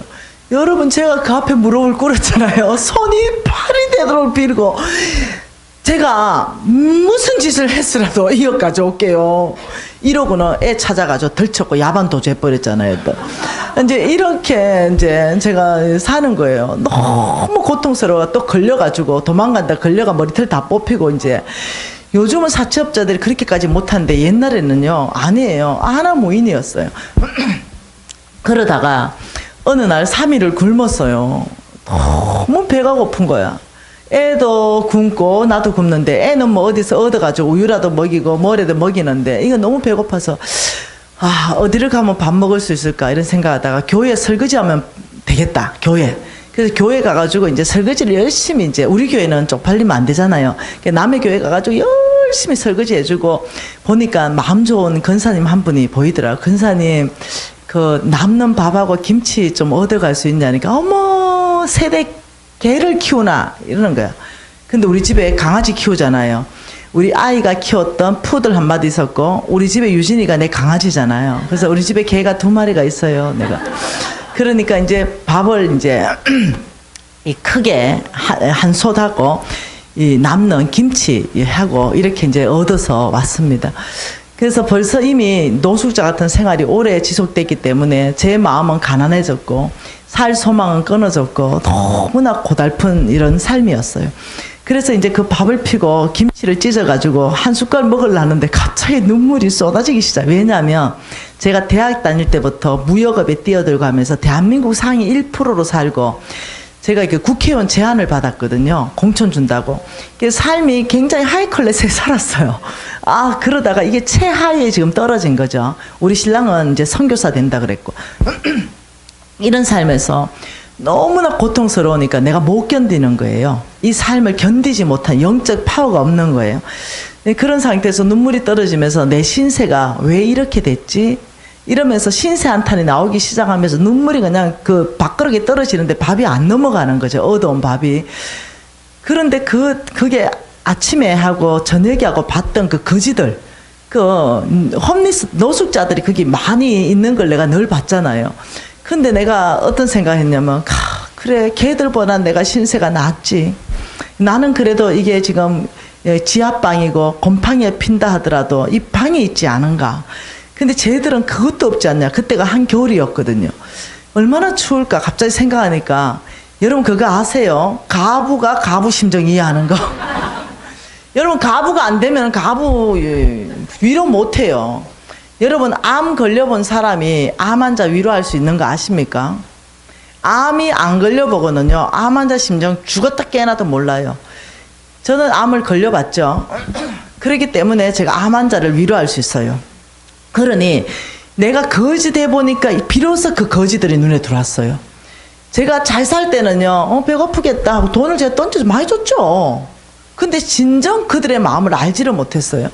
그런데 연탄도 못 떼고 곰팡이를 피고 애하고 그냥 이 노숙 같은 생활을 하면서 아, 이렇게 힘들구나, 노숙자 생활이. 이제 그걸 알게 된 거죠. 그래서 나는 그래도 밥이라도 먹고 있네. 갑자기 아, 쟤들을 좀 먹여야 되겠다는 생각이 드는 거예요. 그래서 큰 들통 같은 데 있잖아요. 왜요? 거기다가 이제 밥 얻어온 거 넣고 김치를 짧게 썰어가 넣고 물을 넣고 해가지고 이 밥 한 그릇을 밥 이만큼 불렸어요. 그래가 죽을 써가지고는 이제 그 밤에 들고 나갔어요. 그러니까 이것들이 335로 모여 있는 거죠. 너희들 이리 와봐라. 지금 너네들이 따뜻한 죽 한 그릇씩 먹어라. 아니면 너희들 얼어 죽는다 오늘 밤. 그래서 이제 걔들을 죽 한 그릇씩 먹이고 여자 노숙자 있는데 거기서 나도 이제 주저앉아 가지고 니도 한 그릇 먹고 나도 한 그릇 먹고 거기서 이제 나도 먹고 있는 거예요. 근데 얘가 물어요. 니는 왜 노숙자 됐냐고. 그래서 내가 난 사업하다 잘못해가 노숙자 됐다 뭐 이런저런 얘기하고 있는데 나를 밥을 먹는데 갑자기 내 안에 정말 이건 하나님 음성이에요. 하나님 음성이 들렸어요. 주위를 둘러봐라. 이런 음성이었어요. 이건 내가 생각하지 않는 음성이에요. 그래서 내가 주위를 이렇게 둘러봤죠. 그러니 다 죽을 먹고 있어. 그 숫자를 쭉 보니까 한 50명 정도 플러스 마이너스 먹고 있어요. 그러면서 주님이 이렇게 말하는 거죠. 딸아, 고맙다. 내가 오늘 너를 통해 오병이의 기적을 일으켰다. 이러시는 거예요. 그때서야 이 말씀이 이해되는 거죠. 내가 예수가 한 일을 네가 할 것이다. 예수를 믿는 자는 예수가 한 일을 미진도 할 것이요 그보다 더 큰 일을 할 것이다. 깜짝 놀란 거예요. 그때서야 아, 예수께서 하셨던 오병이의 기적을 예수님은 오늘 또 우리가 하기를 원하시는구나. 그것이 초자연적으로 주님이 하시겠지요. 필요하시면. 우리 하나님은 동일하시니까. 그렇지만 대부분 일반적 원칙 안에서는 우리의 나눔을 통해서 기적이 일어나는구나. 내 하나만 먹었으면 그거요. 그날 내가 다 먹는 밥이었거든요. 그런데 내가 그것을 나눠버리니까 그때 그 가난한 사람이 50명이 같이 먹은 거예요. 그러면서 주님이 그날 이 말씀을 나한테 깨닫게 해주신 거죠. 그러면서 주님이 그 다음 구절을 이해시켜 주기 시작했어요. 13절 읽어볼까요? 너희가 내 이름으로 무엇을 구하든지 내가 행하리니 이는 아버지로 하여금 아들로 말미암아 영광을 받으시게 하려 함이라. 내 이름으로 무엇이든지 내게 구하라. 내가 행하리라. 아, 이제 알은 거죠. 14절에 뭐라고요? 내 이름으로 무엇이든지 내게 구하면 행하리라. 13절에는요. 너희가 내 이름으로 무엇이든지 구하면 행하리니, 그러니까 네가 기도하는 거, 구하는 거, 그거 현실적으로 만들어주겠다. 네가 기도하는 것에 응답 주겠다. 네가 기도하는 그것을 내가 행하리니 이유가 있다. 네 기도의 응답이 목적이 아니다. 네가 구하는 그것에 대한 내가 응답함으로, 그 이유로, 그 응답하는 것을 말미암아서 내 하나님 아버지가 영광을 받게 되신다. 이 말이에요. 이해되시나요? 너희들이 구하는 그것에 대해서 내가 응답함으로 하나님이 영광 받는다. 그럼 우리가 지금 여기서 너희들이 무엇을 구하라, 이 말은 12절 안에 있는 거, 예수가 하신 그 일을 위하여 너희들이 무엇을 구하라. 예수는 두 가지를 했어요. 오병의 기적을 일으켰죠. 우리가 어떠냐, 이 오병의 기적을 위해서 너희들이 재물이 필요하면 구하라. 나눠야 되니까. 너희들이 죽은 자를 살리기 위해서 재물이 필요하면 구해라. 왜냐? 나눠야 되니까. 아, 제가 이해하기 시작했어요. 그때부터 제가 주님 앞에 담대하게 구하기 시작했죠. 아버지, 제가 아프리카에 교회를 100개를 짓겠습니다. 이거 배가잖아요. 오병이의 기적이잖아요. 아버지, 제가 아프리카에 5,000명을 먹이겠습니다. 다 담대하게 구했어요. 왜? 이 일로 마음이 안아서 주님이 나에게 응답하시면 이 일이 아버지가 영광스럽게 되고 하나님 아버지의 이름이 온 땅에 존귀케 되기 때문에 제가 담대하게 구했죠. 그 이후로부터 제 영적 생활이 막 바뀌기 시작했어요. 그리고 지금은 당연히 100개 교회 다 지었죠. 저 안 믿는 사람들 그러면 내가 교회를 100개를 지었다니까 반응이 와 아멘 해야 되는데 몇 사람 막 안 믿는 듯한 막 거짓말 하니까 이런. 내가 어느 교회 갔어요. 최근에 어느 교회 가서 이 간증을 해서 제가 교회를 100개 지었어요. 이러니까 막 모든 교인이 박수를 치고 난리가 난 거예요. 너무 좋아하는 거죠. 근데 내가 이 교회 분위기 왜 이래? 다른 교회는 막 의심하는데 이 교회 왜 이래요? 이게 믿어져요? 네, 이랬어요. 그러니까 그때서 어떤 한 사람이 우리가 다 믿습니다 이래요. 뭐 때문에 다 믿어요? 이러니까 간사님이 교회 지은 거 아프리카에 짓고 있는 거 그 선교사가 우리 교회가 파송한 선교사입니다. 깜짝 놀랐어요. 난 모르고 갔거든요. 간사님이 교회를 얼마나 그 아프리카 땅에 지었는지 우리 그 파송 선교사와가 증거를 다 했습니다. 아이고 그래서 내가 야 힘이 난다 힘이 나 이렇게 아는 교회니까 그러는 거예요. 저는 교회를 지금 1000개에 도전해서 짓고 있습니다. 아프리카에 교회 짓는데 돈이 많이 안 들어가요. 많이 들어가도 2천만 원 들어갑니다. 보통 1,000만 원, 1,500만 원, 2천만 원에서 3천만 원 선이면 웬만한 교회 짓습니다. 그렇기 때문에 돈이 많이 안 들어가죠. 이런 상황 가운데서 지었죠. 그러면서 제가 이해하게 된 거예요. 내가 무엇을 위해서 구해야 되는지, 그리고 이것을 예수님이 왜 주시는지 아버지께 영광.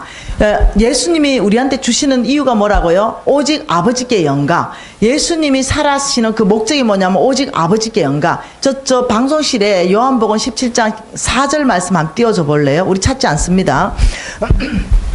요한복음 17장 4절이죠. 아버지께서 내게 하라고 하신 일을 내가 이루어. 예수님의 고백입니다. 예수님이 말씀하시길 하나님 아빠가 내게 하라고 하신 그 일을 내가 이루면 아버지를 이 세상에서 영화롭게 하였습니다. 자, 하나님이 하라고 하신 바로 그 일이 뭐냐면 십자가 지는 일이었어요. 그 십자가를 통하여 하나님을 온 땅에 영화롭게 하는 거, 이게 예수님이 하신 일이잖아요. 그러게 우리 하나님께서 고치게 한 거, 기적을 일으킨 거, 이게 하나님의 영광, 영화롭다. 이 말은 아버지의 이름이 존귀케 되고 칭송받는 이 뜻을 말하거든요. 제가 이제 영적으로 뭔가 깨닫는 거죠. 재물 얻는 파이프라인에 대해서 보이기 시작했어요. 어떤 사람에게 재물을 주는가가 이 파이프라인이 보이기 시작하는 거죠. 이 말씀을 또 이렇게 말씀했죠. 갑자기 구절이 생각이 안 나네요. 생각이 나면 또 얘기할게요. 여러분, 예수님 말씀은 너희들이 내가 한 일을 해야 된다 이 말이에요. 우리는 우리가 하고 싶은 일 있죠. 우리가 하고 싶은 일, 거기에 관심 없어요. 우리 하나님은 너희들이 하고 싶은 거, 거기에서 하나님 뭔가 기적을 일으키는 건 아니에요. 너희가 하고 싶은 것에 기적을 일으키는 것이 아니고 예수가 하신 그 일을 너희들이 할 때 무엇이든지 구하라. 그러면 내가 주리니 그러면 그것으로 말미암아서 아버지가 영광을 받게 된다. 생각이 났어요. 느헤미야 말씀이라고 주님이 지금 가르쳐 주십니다. 느헤미야 말씀입니다. 제가 강의하면서도 귀는 한쪽 열어놓거든요. 네, 아버지 제가 생각 안 나면 기억나게 해주세요. 그래서 적시로 느헤미야다 이 말씀 들리니 느헤미야 9장입니다.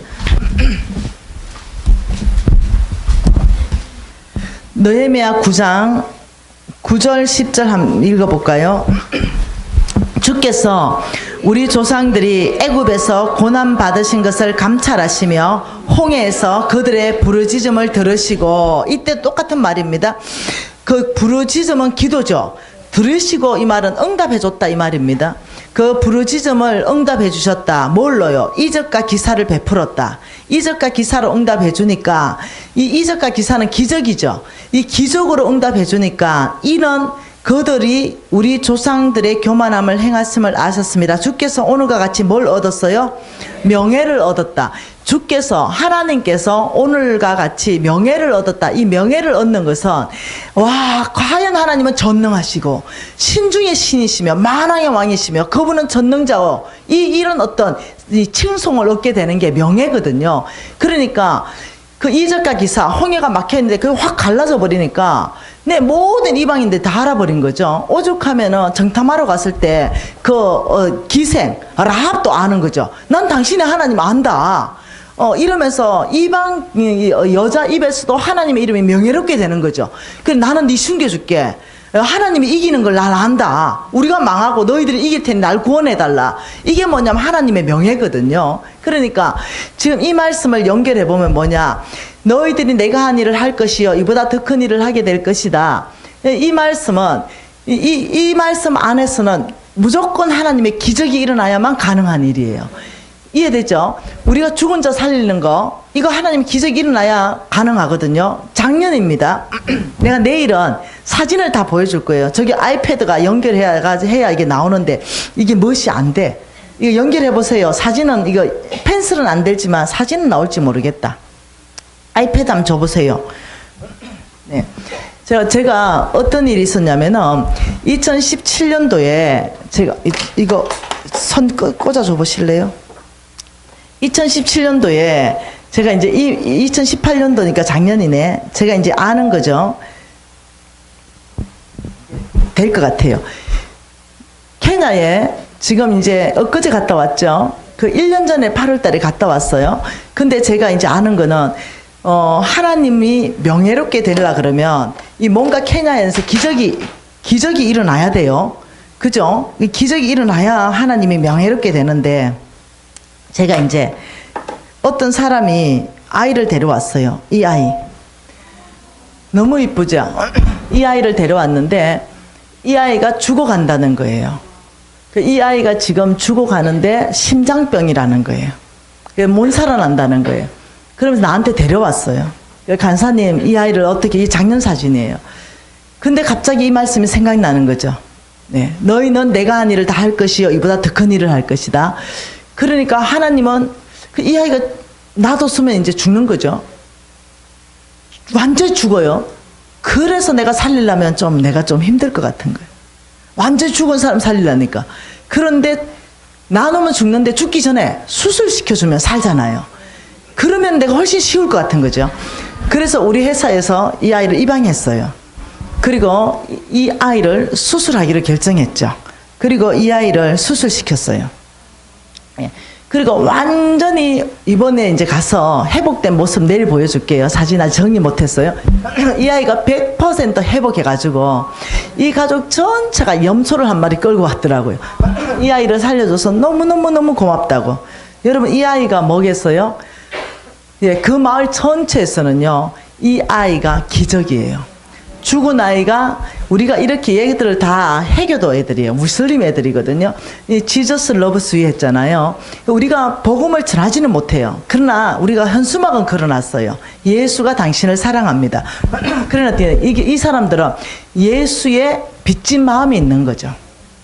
그래서 그 마을 전체 안에서 이것이 소문났습니다. 예수 믿는 사람들은 사랑이 많다. 이런 소문이 나면서 이번에 내일 또 보여줄게요. 이번에 무슬림 청년 2명을 세례주고 왔습니다. 이들이 완전히 주께로 돌아왔죠. 왜요? 그래서 그 사진도 보여드릴게요. 내일 좀 정리해 와서 우리는 이 일을 했습니다. 네, 이 기적이잖아요. 우리가 작은 걸 나눴지만 3만 명 정도를 먹이는 거예요. 이 기적인 거죠. 이렇게 네, 우리가 먹이는 거예요. 우리가 이렇게 왕의 재정학교 했어요. NCM에 목사님이신데요.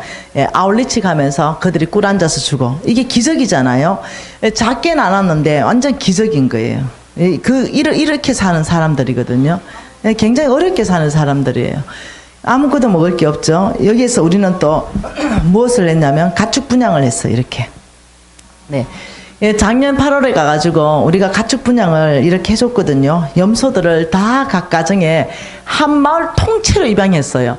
그 염소를 다 나눠주고 제가 재정 강의를 했죠. 다 너네들은 얘들은 아프리카 아이들을 이렇게 말합니다. 짐승으로 표현한다면 원숭이 같아 이렇게 말해요. 그걸 뭘라 그러냐, 원숭이는 뭔가 움켜잡으면 죽어도 안 넣습니다. 그렇기 때문에 이제 원숭이 같아 이러는 거죠. 왜냐하면 뭔가 너무너무 저런 집에서 뭐가 있겠어요. 뭔가 들어오면 절대로 안 나요. 그런데 여기에서 우리가 왕의 재정 학교를 했어요. 그래서 나눠주는 법, 이걸 가르치기 시작했죠. 나눠주는 법을 가르쳐 주면서 염소를 우리가 거저줄 테니 너희들이 새끼를 낳아서 너네보다 더 가난한 마을 전체를 너희들이 배가시켜라. 그러면 이번에 내가 황소를 가져가겠다. 이렇게 얘기를 했죠. 배가시키면. 그래가지고 얘들이 내가 이제 요번에 우리 팀들하고 황소를 가지고 끌고 갔어요. 내일 사진이 다 나옵니다. 황소를 끌고 딱 가니까 그 안에서 마을에 이렇게 했답니다. 거짓말일 거야. 어떻게 황소를 줘? 이러면서 염소를 잡아먹은 사람, 그 다음 새끼를 낳아가지고 안 준 사람. 그런데 대부분 많은 사람이 진짜 준 거예요. 믿었죠.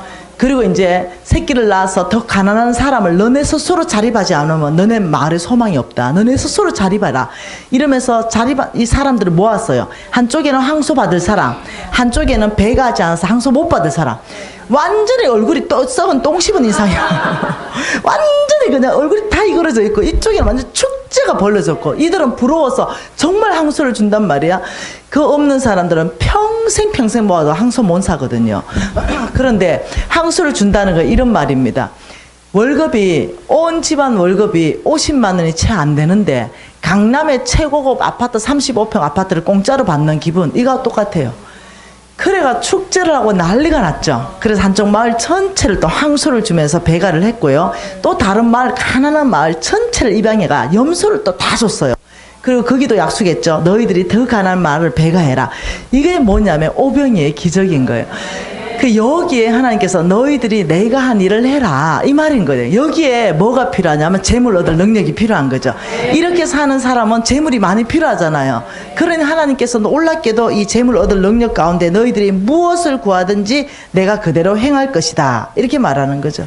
아, 그래서 얼마나 예쁜지 모르겠어요. 여러분, 이 말씀 이해되죠? 이제는 요한복음 말씀 이해되죠? 여러분도 기적의 주인공, 나도 기적의 주인공. 예, 진실로 너희에게 이르노니 나를 믿는 자는 내가 한 일을 다 할 것이요 이보다 더 큰 일을 할 것이다. 우리는 죽은 자 살릴 수 있습니다. 완전 죽기까지 기다리지 마세요. 네, 충분히 우리는 죽은 자를 살릴 수 있고 우리는요 정말로 그 사람들 도와줄 수 있어요. 그리고 정말 배가시킬 수 있어요. 우리 이번에 팀들이 50명이 갔는데 그 현장을 바라보면서 이런 말을 하더라고요. 정말 우리 돈 많이 안 냈거든요. 많이 거두지 않았어요. 십시일반으로 정말 조금 감당할 수 있는 만큼 조금씩 냈거든요. 그런데 그 전체 일이 벌어지는 거 보면서 애들이 우리가 한국에 있을 때는 말로만 들었는데 눈에 보니까 실감이 난다는 거죠. 그들이 울지요. 그들이 뛰지요. 그들이 주님을 찬양하지요. 무슬림이 주께로 돌아오지요. 왜? 기적을 본 거예요.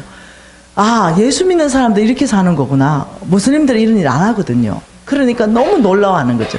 그래서 우리가 세례를 또 이만큼 줬어요. 이 안에는 막 무슬림들이 다 포함되어 있어요. 네, 요거 작년에 세례 준 그거 올해는 이것보다 30배를 더 많이 줬어요. 세례를. 그래서 얼마나 감사해요. 우리가 이런 이 건물을 지어서 여기서부터 우리가 이제 유치원을 지어주고 이번에 또 초등학교도 지어주고 이렇게 했죠. 여기서부터 이제 이 가난한 마을에 왕의 재정 학교거든요. 이 간사들이고 케냐 왕의 재정 학교를 하고 간사들을 데리고 아울리치를 갔습니다. 꿇어 앉아서 주라 이러니까 아프리카 사람들은 종족으로 되어 있습니다. 죽어도 못 꿇어 앉습니다. 왜냐하면 싸워서 이겨야 되기 때문에. 꿇 앉는 건 비굴한 거예요. 그 예수의 섬김으로 꿇 앉는다는 그 문화 자체가 없어요. 우리가 꿇 앉으니까 애들이 안 꿇 앉는 거죠. 그럼 왜 안 꿇 앉냐? 못 꿇 앉는다는 거죠. 예수님은 발도 씻기는데 왜 못 꿇 앉냐? 우리가 먼저 시범 보이게 하고 막 꿇 앉아서 생겼어요. 그러니 저 목사님이 울면서 딱 꿇 앉은 거예요. 그러니까 다른 사람도 꿇 앉기 시작했죠. 나중에 보니까 왜 못 꿇 앉았냐 물어보니까 해피르면 우리가 아울렛이 갔던 그 마을이 지금 우리가 이 학교했던 그 기독교 마을 전체 아이들 다 학교를 했는데 종족 간에 대전쟁이 일어나서 얼마 전에 30명의 무슬림, 우리 찾아간 마을이 무슬림인데 죽였다는 거예요. 그래서 지금 내 아버지를 살해한 사람이 지금 저 앞에 있다는 거예요. 내 자녀를 지금 살해한 사람이 저 앞에 있다는 거죠. 거기 제가 어떻게 꿇었냐 이거예요. 우리는 그 사실을 몰랐죠. 그냥 꿇앉았죠. 그래서 종족 간에 전쟁을 준비하고 있는 그런 상황이었어요. 칼부림이 또 나는 거죠. 그랬는데 우리가 꿇앉으니까 어쩔 수 없이 다 꿇앉아서 섬기기 시작하고, 이 기독교 마을이 꿇앉으니까 뚜껑 덮어서 무슬림들이 쫙 꿇앉기 시작했어요. 이러면서 그 섬김을 통해서 두 종족 간의 전쟁이 종식될 뿐입니다. 그날. 그러면서 뭐 기적이 일어난 거예요. 그래서 굉장히 평화롭게 지내는 거예요. 얼마나, 그래서 이 무슬림 종족은 이제 그 기독교 마을을 더 이상 쳐들어가지 않는 거예요. 그러면서 완전히 평화, 이렇게 된 거예요. 여러분 아시죠? 우리 하나님께서 원하시는 것은 너 하나 잘 먹고 잘 사는 게 목표라면 돈이 많을 필요가 없다. 너 하나만 잘 먹고 잘 산다면. 그렇지만 예수가 하신 그 일, 오병의 기적을 일으키기 위해서는 돈이 많이 필요하다. 나눠주기 위해서도 돈이 많이 필요하다. 예수님이 하신 그 일을 하기를 원하신다면 재물 얻을 능력이 풀어지는 거예요. 그래서 내일부터는 좀 더 디테일하게 우리가 공부를 더 해보고 싶어요. 여러분 흥미 있습니까? 네, 내일은 어떤 사람이냐 그러면 여기에 대해서 좀 더 공부해보고 우리 기도하십시다.